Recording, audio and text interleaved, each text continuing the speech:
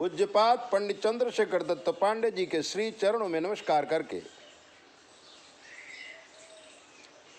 आसन पर बैठे हुए थे। विभूत बसेरा में उत्तर प्रदेश का चित्रकूट जिला, राजापुर गांव, जहां संत तुलसीदास जी पैदा हुए हैं। हम भी उसी गांव में पैदा हुए हैं और हम अपने पितरों को तर्पण करने की भावना से विभूत बसेरा आश्रम का निर्माण किया है, जो सरधुआ कमासिन रोड पर है। वहाँ दिव्यासन पर जब हम बैठे थे, 10 महाविद्याओं की स्थापना भी की है। वहाँ उनकी भी आराधना किया करते हैं। हमारा शिष्य गड़बड़दास ने पूछा बड़ा कीमती प्रश्न कि गुरुजी, हमने सुना है कि चींटी से लेके हाथी तक के प्राणियों में, कीड़ी मकोड़ियों में भी, पशु पक्षियों में भी आत्मा एक ही प्रकार का होता है। हमने कहा हाँ, पकड़ना आत्मा को है। आत्मा क्या है? ईश्वर अंश जीव अभिनाशी चैतन्यमल सहज सुख राशि। परमात्मा रूपी तेजो पुंज से आत्मा रूपी एक कण बाहर निकलता है, पृथ्वी पे आता है, फिर उसको क्रियमाण संचित और प्रारब्ध कर्म का निर्माण होता है, अनेक योनियों में पैदा होता है। आत्मा एक ही है। अब सुनो, एक मनुष्य जिसका वंश नाश हो जाता है, तो फिर उन आत्माओं का क्या होता है? जो आत्माएं दिव्यता से भ्रष्ट होते होते हम तक आ गईं, या प्रगति करते करते हिमालय तक पहुंच गईं, अगर वंश नाश हो गया तो फिर उन आत्माओं का क्या होता है? शास्त्रों में सुना है आपने, लेकिन समझ नहीं रहे हो। पुराने लोग कहते थे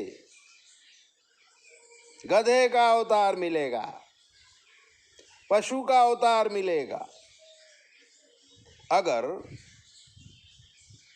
हमारा वंश नाश हो रहा है, एक बाप को 4 बेटे हुए, 4 में से 3 का वंश नाश हो गया, एक का वंश चला, तो वो जो आत्माएं हैं जो पितृलोक में रहती हैं, उन आत्माओं का क्या होगा? तो ऐसा ढूंढा गया है कि जिस वंश का नाश होता है, जब पाप बहुत बढ़ जाता है, तभी वंश नाश होता है। अगर हमको लड़का नहीं है, लड़की ही है, और फिर आगे होने की संभावना भी नहीं है, तो हम फिर कहाँ पैदा होंगे मरने के बाद? अगर हमें इस पृथ्वी में आने के लिए पुनरपि जन्मम पुनरपि मनरम पुनरपि जननी जठरे शयनम, बहुत समझने वाली बात है। हम पैदा होते हैं, मरते हैं, पैदा होते हैं, मरते हैं, लेकिन अपने घर में ही पैदा होते हैं, अपने खून में ही पैदा होते हैं, अपने बेटे का पोता बन के आ जाते हैं, पोते का पोता बन के आ जाते हैं, कर्म के आधार पर। जैसे गणित लगती है वैसे आ जाते हैं। और अगर वंशनाश हो गया तो फिर कहाँ पैदा होंगे? फिर हम पशु योनि में पैदा होंगे, और उसमें भी हमारे कर्म जैसे होंगे वैसा पशु बन जाएंगे। पशुओं में भी क्वालिटी होती है।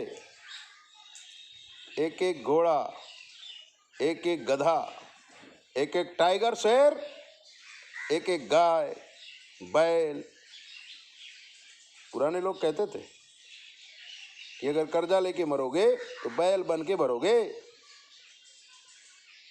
इन बातों को आप अर्थ ढूंढिए, इन बातों को समझिए, पुरानी बातों को परखिए। अगर हमारा वंश नाश हो गया तो हमारी जो पूर्वजों की आत्माएं हैं, हम भी आत्मा ही थे, अभी शरीर मिला है, तो वो जो आत्माएं हैं उनको पैदा होने की जगह नहीं रहेगी, क्योंकि बेटा तो है नहीं। बेटी शादी करके चली जाएगी, वहां उसके वंश के बेटे पैदा होंगे। तो फिर क्या होगा? जो आत्माओं का जन्म होने का रास्ता बंद हो गया है वो पशु योनि में जाएगा, यानी कि हम भी पशु बन के पैदा होंगे। इसलिए इस दोष को बहुत समझना पड़ेगा। आराधनाओं के द्वारा अगर हमारा वंश नाश हो रहा है तो हमें आराधना मार्ग में जाना चाहिए, मोक्ष मार्ग को पकड़ना चाहिए, ताकि दूसरी बार हम मानव बन करके तो आए, कहीं ना कहीं किसी न किसी जगह जिस आदमी से भी लेन देन हो उसके यहाँ पैदा हो जाएं, उसका लेन देन पूरा कर देवें और अपना वंश चालू कर देवें। आराधना ये काम करती है, फिर से हम वंश वृक्ष बन सकते हैं। लेकिन मूर्ख लोग वंश की कोई ध्यान ही नहीं देता है। वंश नाश हो रहा है, होने दो। न तो वो आराधना करते हैं, न तो ईश्वरीय तत्व को पहचानने की कोशिश करते हैं। ये भी एक पितर दोष है, बहुत बड़ा पितर दोष है। जब हम अपनी कमियों को या अपने वंश के तरफ ध्यान नहीं देंगे, ये भी बहुत बड़ा पितर दोष है। हमें अपने लिए तो मानव शरीर मिले इसका प्रयत्न करना चाहिए, लेकिन जो पापी लोग हैं, जो अकर्मी लोग हैं, वो इसे ढोंग कहते हैं। जबकि इस समय ब्रह्म तत्व को बताने के लिए गुरुजन, संत महात्मा, शास्त्र चिल्ला चिल्ला कर कहते हैं, रे मानव प्राणी संभल जा। तो मानव प्राणी कहते हैं सब ढकोसला है। अरे भाई, जो सिस्टम सालों से चला रहा है, सृष्टि के शुरुआत से चला रहा है, उस सिस्टम में तुमको ढकोसला दिख रहा है। जहां लोग शांति ढूंढते हैं वहां मूर्ख लोग ढकोसला ढूंढते हैं, ढोंग कहते हैं। और ऐसे ही लोग पशु बनते हैं, दूसरे जन्म में पशु बनते हैं। और जब पशुवत जीवन जीते जीते अनेक प्रकार के कर्म अच्छे उनके इकट्ठे हो जाते हैं, क्योंकि पशु बहुत कम कर्म कर सकता है। लेकिन अगर प्रभु की कृपा हो जाए, अच्छे कर्म भी हो जाते हैं और फिर उसे मानव शरीर मिलता है। तुलसीदास जी ने इसीलिए तो कहा है कि साधन धाम मोक्ष कर द्वारा, जो न पाई पर लोक सिधारा। मानव शरीर क्या है? साधनों का धाम है, मोक्ष का दरवाजा है।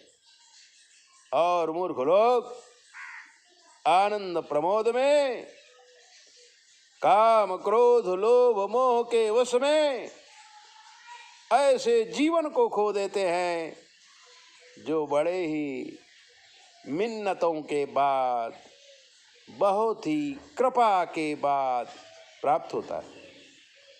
इसलिए इस पितर दोष को समझो, वंशनाश को समझो और अपने आप को बचाने की कोशिश करो। आप चाहो तो वंशनाश होने के बाद भी इस पृथ्वी में मानव शरीर में आ सकते हो, अपने परिवार में आ सकते हो, वरना सब बिगड़ जाएगा। 9825200108 पर फोन करके आप कुछ भी पूछिए, शास्त्र के मत से आपको जवाब दिया जाएगा, और वो भी तर्क संग्रह के साथ। आप तर्क कर सकते हो, आप प्रश्न कर सकते हो, अपने आप से पूछो, आंख बंद करो और सोचो ऐसा क्यों, उत्तर मिल जाएगा। क्योंकि उत्तर देने के लिए अनेक दिव्यात्माएं आपके घर में आती हैं, पर आप पूछते ही नहीं हैं। चैनल को सब्सक्राइबर करो, लाइक करो, और अगर आपके जीवन में प्रश्न है हमसे पूछो। अपना ध्यान रखा करो, पुरानी चीजों को ढूंढो। जय बोले।